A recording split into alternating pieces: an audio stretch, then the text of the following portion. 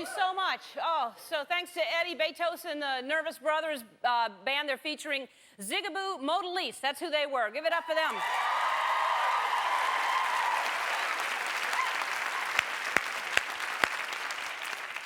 And of course, I'm from New Orleans, and so happy Mardi Gras to everybody. It is Mardi Gras. That's right.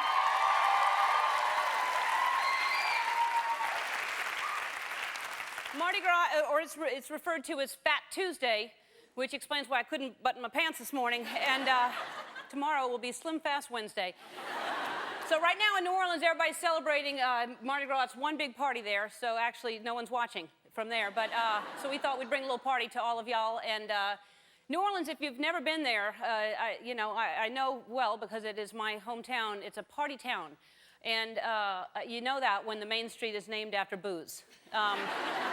Really, just take one whiff, you know why they call it Bourbon Street. And I don't recommend taking a whiff tomorrow. I don't. But if you've never been to Mardi Gras, I'll try to describe it for you.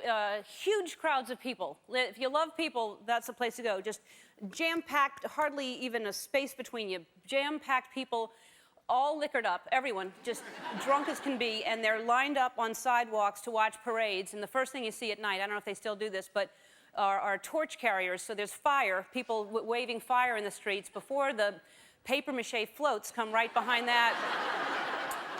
And on top of that are drunk men with masks on that can hardly see, hurling colorful beads and fake coins like ninja stars. Like they're called doubloons, but they're just hurled at you. And again, it's dark. And people will do anything for these beads and doubloons. Girls have been known to literally go wild. They try to collect, I don't really understand the whole thing, but people collect the beads and doubloons and then people trade them. It's sort of like trading cards for drunks is what it is. My parents, it was a tradition, you know, we grew up and every single year you wait for Mardi Gras, especially as a kid. It's very exciting, you know, to dress up. It's because everywhere else you have Halloween and that's it. But for Mardi Gras in New Orleans as a kid, you dress up and so my parents would take my brother and me to the parades. And one year I was a cowgirl. And, oh, that's me right there. And my brother was a soldier. And then he had just come back. And another year I was an Indian, and another year I was a policeman, and then I was a construction worker, and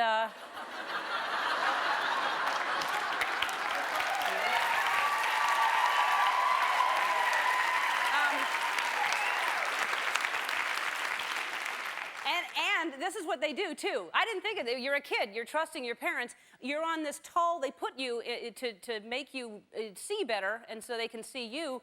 This flimsy ladder, about 6 or 7 feet tall, and it's just wobbling, and everyone's trying to catch the doubloons and beads and everything, so people are knocking into the ladder, and you're up there as a child, and they're not paying attention because they're trying to get the beads, too, so the ladder would go back and forth, and you're holding on for dear life. I'm sure they meant well. But, you know, looking back, we stopped going after a while, and then they would just give us scissors to run around in the park with. Those are the only memories I have from Mardi Gras. And if you talk to anybody who's ever gone to Mardi Gras or New Orleans at all, there are no memories. It always starts and ends the same way. Well, we had these huge drinks. They're called hurricanes. And then... I don't remember anything after that.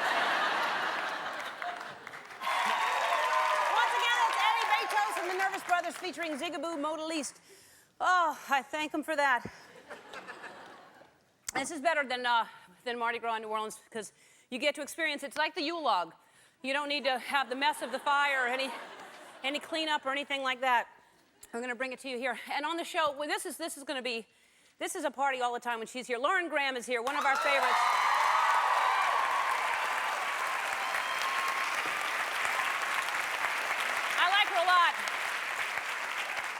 She's, of course, on the Gilmore Girls, and in honor of Mardi Gras, I'm not good at this. I don't know how you say Gilmore Girls in French. I think it might be Girls de Gilmore. I don't want to show off, but... And then also on the show, Alex Trebek is here from Jeopardy.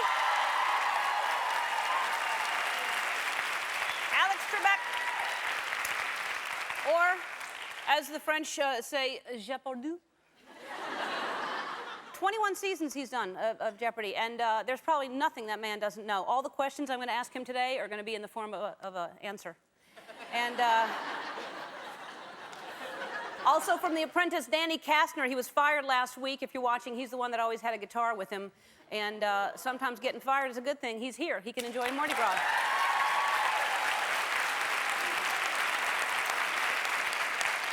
And since it's Mardi Gras, we have a huge party going on in the Riff Raff room, and when we do a party, look at that.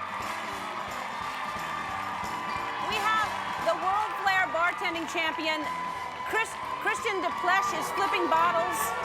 We have delicious food right there. I'll tell you where the food's from later. This is Christian, world champion bartender. Look at that. That's very impressive, isn't it? Wow, that's great. It takes a long time to get a drink, but it's very entertaining. He's really, really good. I'm going to fire the guy in my dressing room. He never does anything like that. Thank you, Christian. Hi, how you doing, Anna? Have fun in there. Keep it down. Oh, yeah, I will. Don't make me call the cops on you. All right, also, some lucky member of our audience is going to win a big prize. And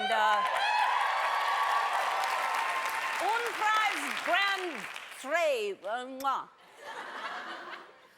Okay, don't worry. You're going to find out more about the surprise soon, but it's a surprise. I'm not going to tell you what it is now. But right now, hold on to your doubloons because, as you know, Houston and Morgan went to the Super Bowl. We have a special report from them. Here you go. Our first guest is one of our favorites around here. You can catch her every week on Gilmore Girls. Please welcome Lauren Graham.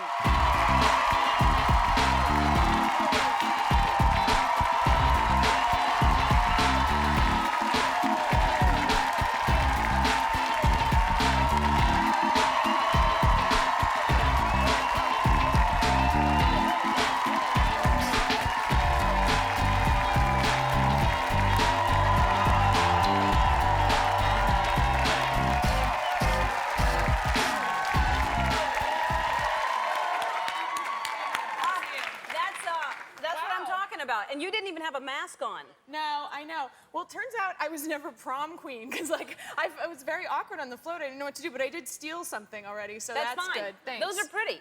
It's amazing what you start admiring. All of a sudden, you're like, hey, those are nice, and you start really being attracted to these plastic beads. I know, like the feather boa, too. The feather boa was kind of exciting. I mean, tomorrow you'll change your mind, but today, on Mardi Gras, you're so excited about these beads. You can't even, look at these, you know. Well, people do like anything, apparently. They do. They do anything. It's a very, it's a wild time to go to New Orleans. And the best place to be is really up on a balcony looking down. Yeah. You don't want to be in the midst of it if you can help it. I have fear for your correspondence there. I fear they're already in too deep. Really? You know what I mean? My correspondents are doing just fine. We give them 20 more minutes, we check on them, and then they're on their own. All right. But this is Houston's life anyway. I know.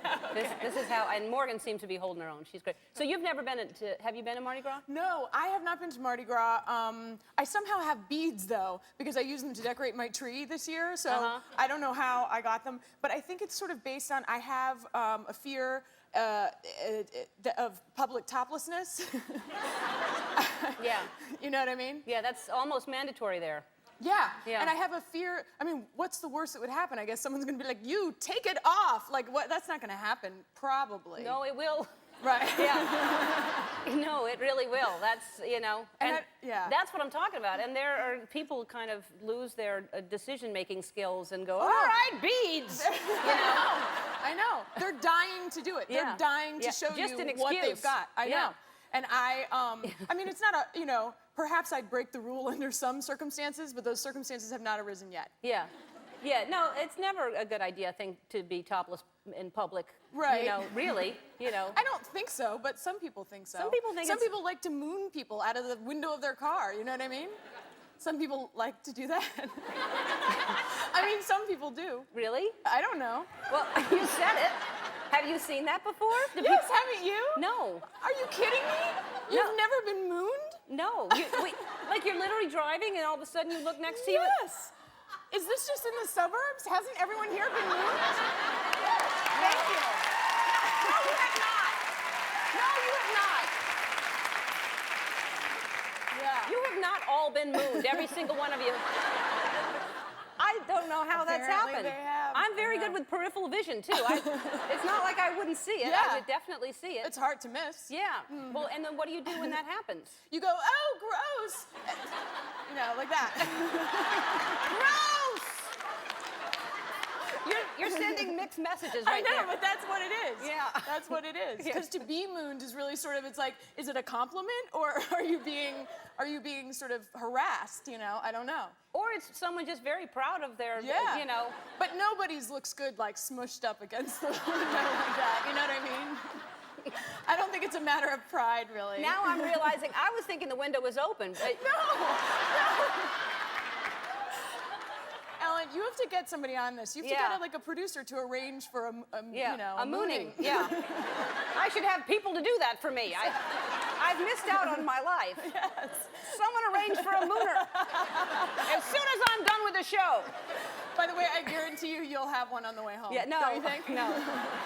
I hope not. Somebody's watching the show, they'll be like, you know, I'm going to do that for Ellen. Yeah. I'm going to do my public service. So there's a driver and a mooner. So because yes, obviously you can't drive and moon. No, I that don't would be think very dangerous. Yeah. But yeah, and the glass is Or very limber. That's you know. right. Yeah. I don't know what window. Well, anyway. But so, yeah, there's a mooner and it's up against the glass. I don't want to go like this anymore. I feel like every No. time I...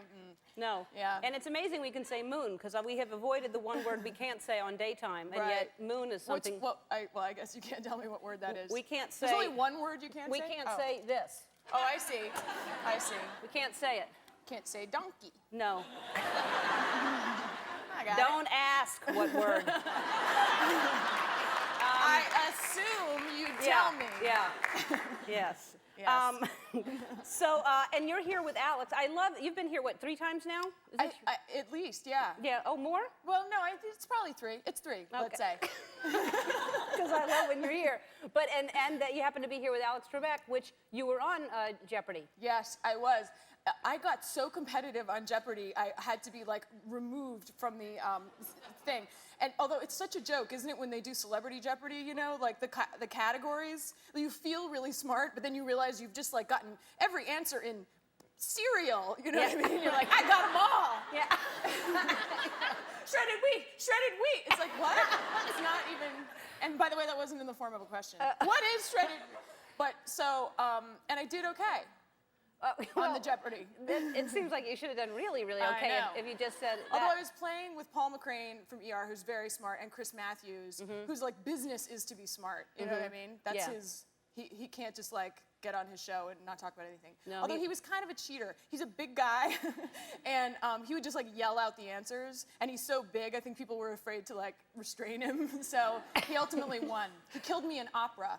Oh, yeah, I would You know do what I very, mean? very bad in that category. Well, so that's some hard ones. Yeah, there Yeah. were some hard ones. I feel like they you know, jacked it up for Chris Matthews. Like, Yeah. they were like, But we didn't want him to. You would have beat him in mooning. If there would have been I a know. category for mooning, you Yeah. would have known all about it. He would have known nothing. What is?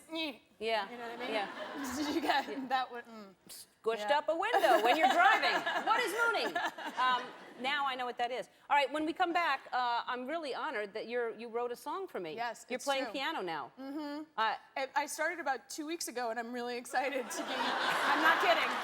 I'm not kidding. Wow, well. But you have to play the same song over and over, so I made up words to one of them because I thought Great. my piano playing. I was teasing is that you'd be bad. playing piano and singing, and suddenly you say you've been playing 2 weeks, and we've just heard people turning Oh, sorry. turning off like a. Oh. Or have Yeah, I? yeah. Elton John, watch out.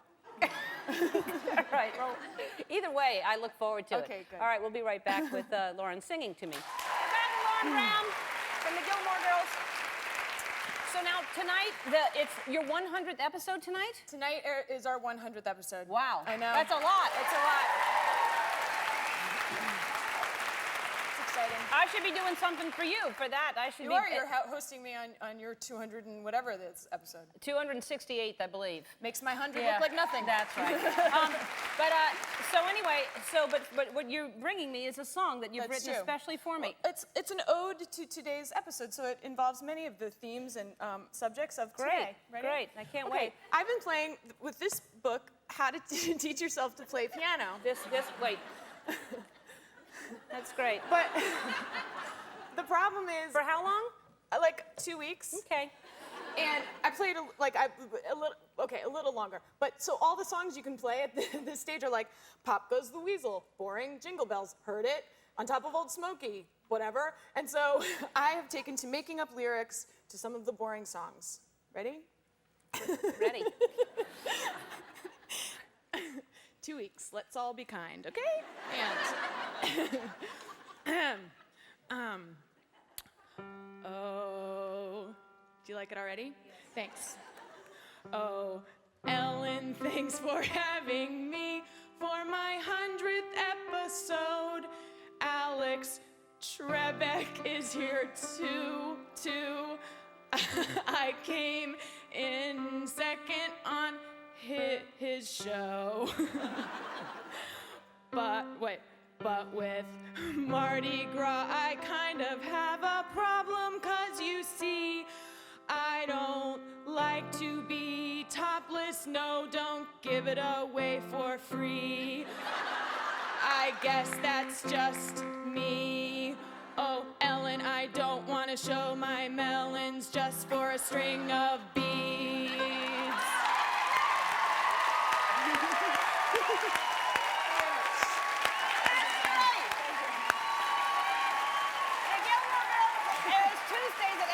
On the WB. Everybody's getting the second season on DVD. Fired Apprentice Danny Kastner joins us after this. We'll be right back. Last week, our next guest heard the 2 words nobody ever wants to hear from Donald Trump. Please welcome the latest cast-off from The Apprentice, Danny Kastner.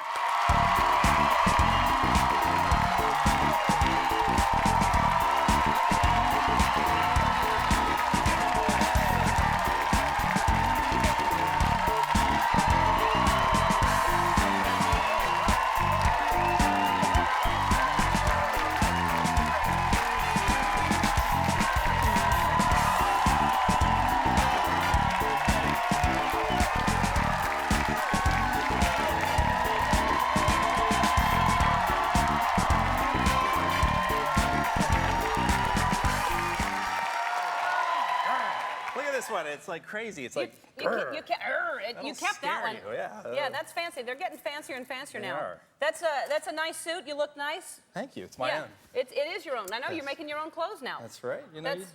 And who's wearing them besides you?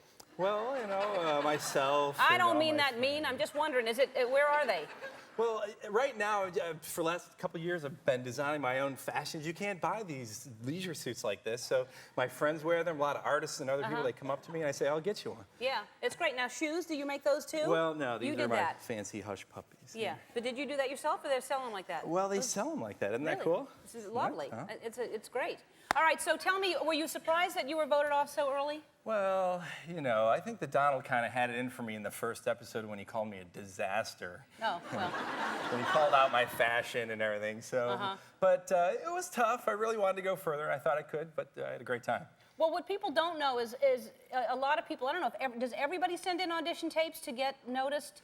They do, but I went to the open call and I brought my little pocket camera and I took video of everyone in line. Why do you want to be on The Apprentice? And I edited it. I showed it at the end of the call to the casting guy and he's like, wow, you're crazy. Then he asked me to make another video and I created this wild music video with The Apprentice. No one's seen this before. This is the audition tape that you sent in. This is how they noticed you. Take a look.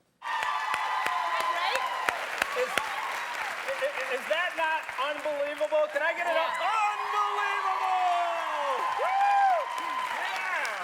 Yeah. I was the unbelievable guy. I don't know. Well, no, it's good that you're modest too, because no, it really is impressive. I mean, you should try out for American Idol. That's really impressive. There you go. That's the next one. Seriously, of course that got their attention. What was the hardest thing for you to discover about being on the show? Well, the deadlines are tough. It's like you're constantly under pressure to deliver this by 2 o'clock and this by 4 o'clock, so it's very hard. Yeah, because the tasks, they actually design them so that you can't possibly finish them. No, they'll test the task with 8 motel rooms, and then they throw it to 14, and it's just insane. Yeah, that seems like a lot of pressure. I mean, I look at this stuff and I think that would be stressful for me. All right, so, and like Lauren, you wrote a song as well, while you're here? I always have my little guitar here, and I just like to write little songs for everyone. So let's see. Let's make it kind of we got to do the Mardi Gras. Yeah. I do this little mouth bone thing. Is that unbelievable? Come on! Unbelievable! Oh, Ellen, there's nothing like Ellen. You know I really think that we're gelling.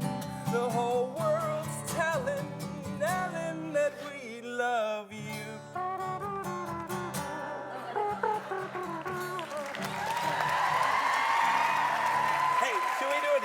Should we do a dance? I can dance while I'll dance you out. Yes, go ahead. Right out here? But you have to, well, first you have to do the song. I can't dance, I don't know the beat yet. You know I love you. Come on, everybody. Yeah, Brent Hazairs on NBC on Thursday nights at 9 o'clock. Yes. Alex Trebek will be here after this. Don't go away. All right, the 3-time Emmy Award winner is in his 21st season hosting Jeopardy, the best-known quiz show of all time. That's right. Please welcome Alex Trebek.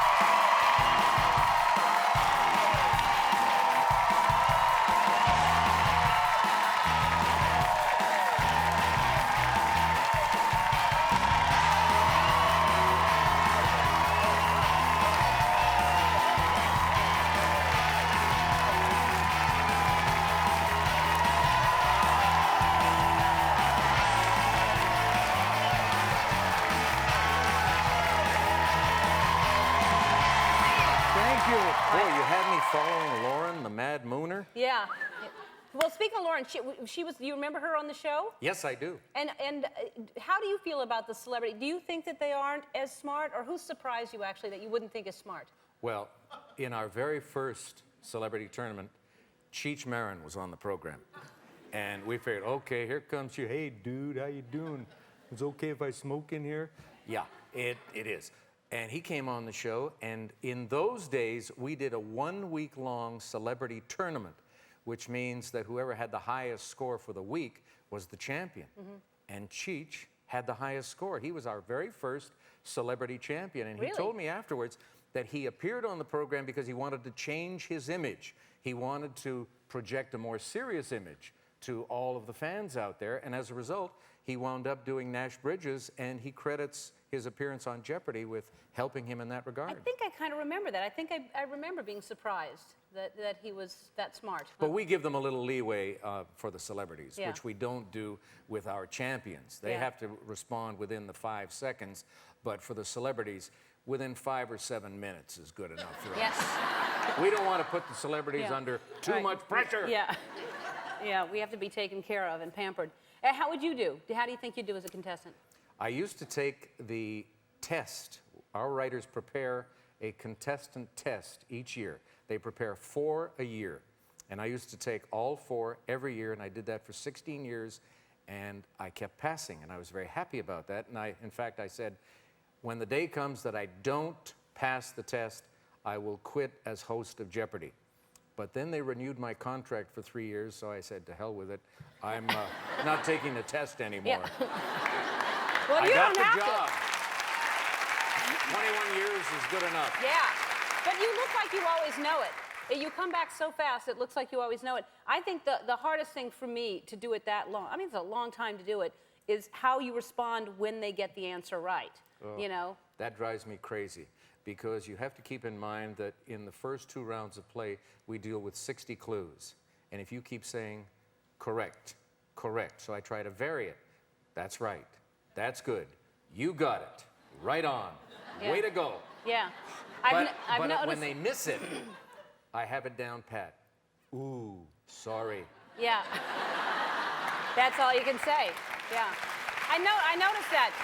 I was watching, because I've talked about this before. I have a certain vocabulary. I say fantastic too much. I say certain words when I'm responding to something. And I watch that, and I'm always, I love to help out. So maybe if you, like, for instance, you say, what is Abe Lincoln?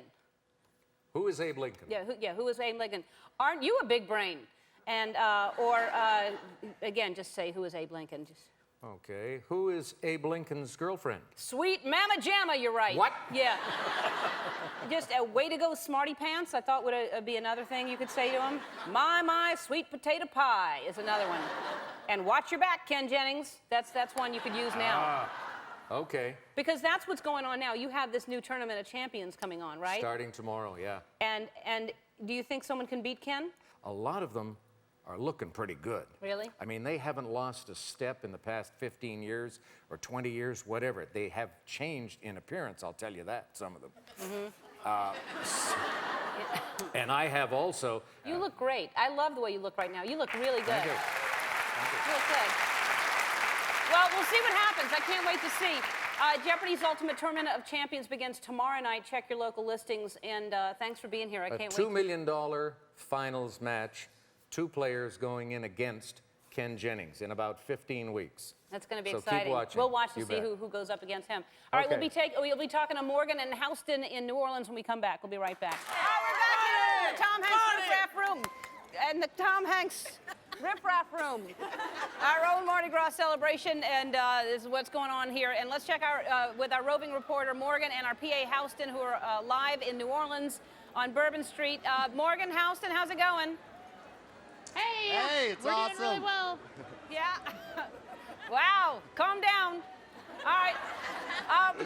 So now, how did you get from Houston? Be careful. And now, what's going on there? I can see it's kind of really getting a little more crowded. What's going on there now? It's really crazy. There's lots of people on the street. Everyone's just having a good time. People are throwing beads like mad. I think people may be drinking. Yeah.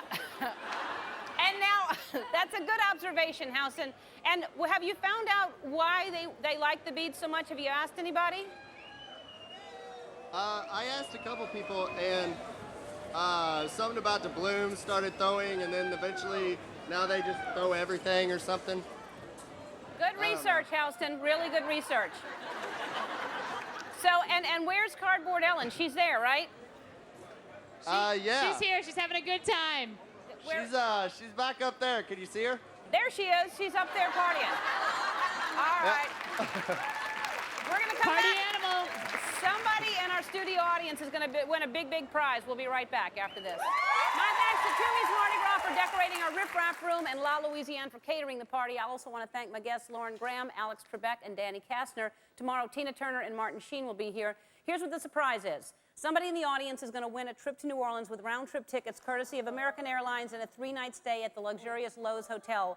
When I say, don't do it yet, but if you look under your seat, there's an official Mardi Gras king cake that is, don't do it yet, cheaters. Look at her, just kind of slowly. So if you have a king cake, that's good enough. But then if you have this, because there's usually a baby in it, that's when you win. If you have this baby Ellen with it, you've won. Go ahead, look under your seats.